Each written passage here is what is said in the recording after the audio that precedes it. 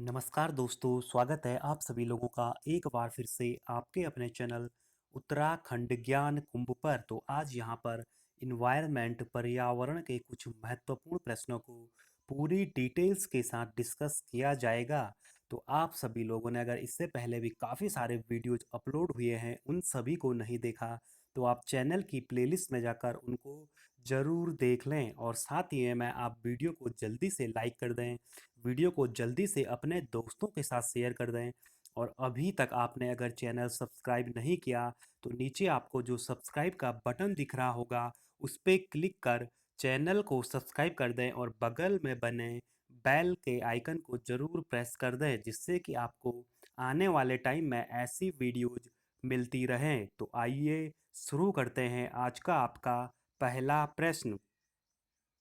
तो आज का आपका जो पहला प्रश्न है वह है पर्यावरण बनता है। तो आपको बताना है कि पर्यावरण किससे मिलकर बना हुआ होता है।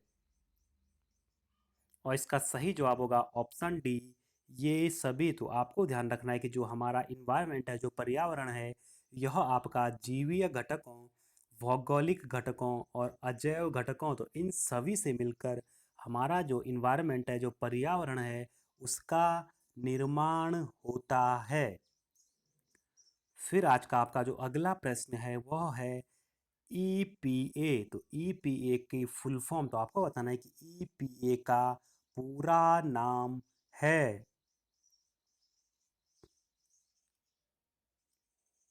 और इसका सही जवाब होगा option A, environment protection agency. तो आपको ध्यान रखना है कि जो ईपीए इसकी फुल फॉर्म होती है एनवायरमेंट प्रोटेक्शन एजेंसी। और इसके बारे में कुछ महत्वपूर्ण बातें जो आपको ध्यान में रखनी है ईपीए से संबंधित, तो आप यहाँ पर देख सकते हैं ईपीए के बारे में। एनवायरमेंट प्रोटेक्शन एजेंसी अमेरिका का एक संगठन है। तो सबसे पहले आपको ध्यान रखना है कि जो यह आपका ईपीए है, यह आपका अमेरिका यूएसए का एक ऑर्गेनाइजेशन है, जिसकी स्थापना 2 दिसंबर 1970 में आपकी ईपीए की स्थापना अमेरिका में की गई। फिर आज का आपका जो अगला प्रश्न है वह है ग्रीन पीस इंटरनेशनल का मुख्यालय स्थित है।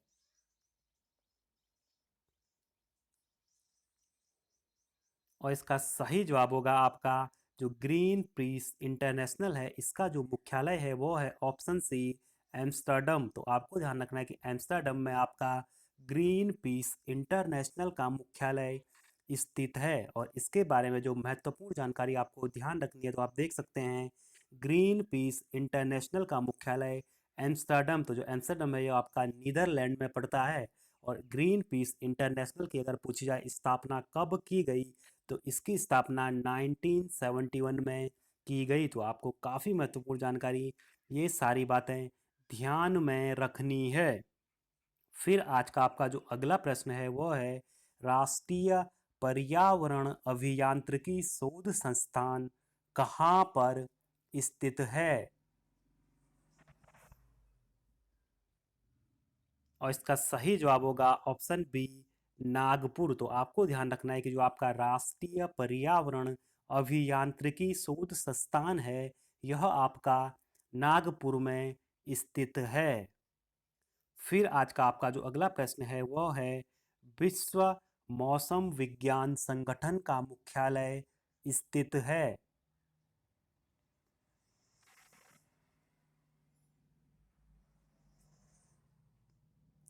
और आप लोगों का जो सही जवाब होगा वह होगा ऑप्शन ए, जेनेवा में। तो आपको ध्यान रखना है कि जो आपका विश्व मौसम विज्ञान संगठन का मुख्यालय है यह जेनेवा स्विट्जरलैंड में स्थित है।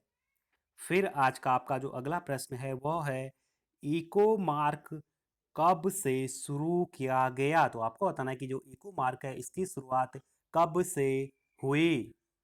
और आप लोगों का जो इसका सही जवाब होगा वह होगा ऑप्शन सी, 1991 यानी 1991। तो आपको ध्यान रखना है कि जो आपका इको मार्क है इसकी स्थापना 1991 में की गई। और इससे संबंधित जो महत्वपूर्ण जानकारी आपको ध्यान रखनी है, तो आप देख सकते हैं सरकार द्वारा पर्यावरण अनुकूल उत्पादों को इको मार्क दिया जाता है? तो अगर आपसे पूछा जाए कि इको मार्क किन उत्पादों को दिया जाता है, तो जो आपके सरकार द्वारा जो पर्यावरण के जो आपके अनुकूल जो उत्पाद होते हैं, जितने भी प्रोडक्ट, उनको इको मार्क आपका दिया जाता है। और यह इको मार्क है, यह आपका ब्यूरो ऑफ इंडियन स्टैंडर्ड द्वारा दिया जाता है। तो आपसे यह भी पूछा जा सकता है कि इको मार्क किस संस्था के द्वारा दिया जाता है? तो आपको ध्यान रखना है ब्यूरो ऑफ इंडियन स्टैंडर्ड। तो आप सभी लोगों को वीडियो अच्छा लग रहा है तो आप जल्दी से वीडियो को लाइक करें और जितना ज़्यादा हो सके वीडियो को दोस्तों के साथ शेयर करके हमें सपोर्ट करें। तो आप अधिक से अधिक मात्रा में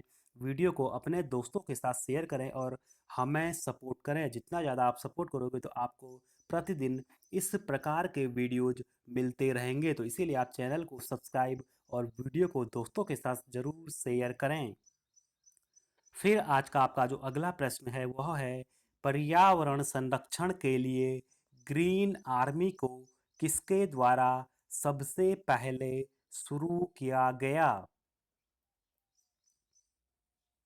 और इसका सही जवाब होगा ऑप्शन डी, ऑस्ट्रेलिया। तो आपको ध्यान रखना है कि पर्यावरण संरक्षण के लिए सबसे पहले ग्रीन आर्मी को शुरू करने वाले देश का नाम है आपका ऑस्ट्रेलिया। फिर आपका जो अगला प्रश्न है वो है, सबसे पहले बायोडाइवर्सिटी शब्द प्रयोग किस वैज्ञानिक ने किया?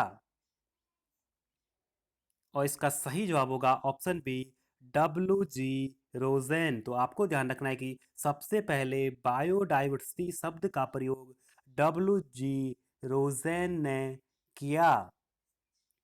फिर आज का आपका जो अगला प्रश्न है वो है, यूएनईपी का मुख्यालय स्थित है? और इसका सही जवाब होगा ऑप्शन ए, नैरोबी। तो आपको ध्यान रखना है कि जो आपका यूएनईपी है, इसका जो हेडक्वार्टर है यह आपका नैरोबी में स्थित है। और इससे जो महत्वपूर्ण जानकारी आपको ध्यान रखनी है, आपसे जो है यूएनईपी का फुल फॉर्म पूछा जा सकता है। तो इसकी फुल फॉर्म होती है यूनाइटेड नेशंस इन्वायरमेंट प्रोग्राम। तो आपको ध्यान रखना है यूएनईपी की full form United Nation environment programme. और इसी के साथ आपको ध्यान रखना है कि जो नैरोबी है यह आपका केन्या में पड़ता है। फिर आज का आपका जो अगला प्रश्न है वह है, ग्रीन मफलर का संबंध है? तो आपको बताना है कि जो ग्रीन मफलर है इसका संबंध किस से संबंधित है? और आप लोगों का जो सही जवाब होगा वह होगा आपका ऑप्शन सी, ध्वनि प्रदूषण। तो जो नॉइज पोल्यूशन होता है, तो ग्रीन मफलर शब्द का संबंध यहाँ पर ध्वनि प्रदूषण से है। फिर आज का आपका जो अगला प्रश्न है वह है, ग्लोबल 500 पुरस्कार का संबंध है? तो आपको बताना है कि जो ग्लोबल 500 पुरस्कार है यह किस क्षेत्र में दिए जाते हैं?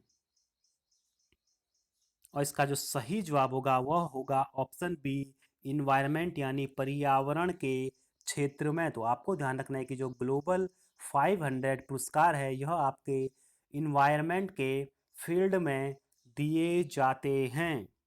फिर आज का आपका जो अगला प्रश्न है वह है, सौर विकिरण की महत्वपूर्ण भूमिका होती है? और इसका सही जवाब होगा ऑप्शन ए, जल चक्र में। तो जो वाटर साइकिल होता है उसमें आपका जो सौर विकिरण होता है इसकी बहुत ही महत्वपूर्ण भूमिका होती है। तो जल चक्र का मतलब है यहाँ पर जो आपका सौर विकिरण, जो आपका सूर्य से आने वाला जो आपका विकिरण होता है वह आपका जल चक्र को चलाने में काफ़ी महत्वपूर्ण भूमिका को अदा करता है। फिर आज का आपका जो अगला प्रश्न है वह है, वर्षा की मात्रा किस पर निर्भर करती है? और इसका सही जवाब है ऑप्शन सी, वायुमंडल की नमी पर। तो जो आपके एटमॉस्फेयर में जो आपकी मॉइस्चर होती है उसके जो है उस पर आपकी जो वर्षा होती है उसकी मात्रा निर्भर करती है। फिर आज का आपका जो अगला प्रश्न है वो है, रामसर सम्मेलन का संबंध किस से है? और आपका जो सही जवाब होगा वह होगा ऑप्शन ए, आर्द्र भूमि, तो जो आपकी वेटलैंड होती है, आर्द्र भूमि होती है, नम भूमि, तो उससे आपका जो है रामसर सम्मेलन का संबंध है। फिर आज का आपका जो अगला प्रश्न है वह है, सबसे लंबा जीवित वृक्ष है, और इसका सही जवाब होगा ऑप्शन डी, सिकोया। तो आपको ध्यान रखना है कि जो सबसे लंबा जीवित वृक्ष है उसका नाम है आपका सिकोया। फिर आज का आपका जो अगला प्रश्न है वह है, ओजोन परत कहाँ पर स्थित होती है। तो आपको बताना है कि जो ओजोन परत है वह किस मंडल में पाई जाती है, और आपका जो सही जवाब होगा वह होगा ऑप्शन ए, समताप मंडल। तो आपको ध्यान रखना है कि जो ओजोन लेयर है यह आपकी समताप मंडल में पाई जाती है। फिर आज का आपका जो अगला प्रश्न है वह है, नोकरेक राष्ट्रीय उद्यान स्थित है। तो आप सभी को बताना है कि जो नोकरेक नेशनल पार्क है यह किस राज्य में स्थित है। Option A Sikkim, option B Meghalaya, option C Assam, option D Manipur. तो आप सभी लोग इस प्रश्न का जवाब कमेंट कर कर कमेंट बॉक्स में दें कि नोकरेक राष्ट्रीय उद्यान किस राज्य में स्थित है। और साथ ही में आप सभी लोगों को वीडियो पसंद आए तो आप वीडियो को लाइक करें, वीडियो को दोस्तों के साथ जितना ज़्यादा हो सके शेयर करें और हमें सपोर्ट करें। और साथ ही में अगर आपने अभी तक चैनल सब्सक्राइब नहीं किया तो नीचे आपको जो सब्सक्राइब का बटन दिख रहा है उस पर क्लिक कर चैनल को सब्सक्राइब कर दें और बेल आइकन को दबा दें, जिससे कि आपको ऐसे नए वीडियो मिलते रहें। धन्यवाद।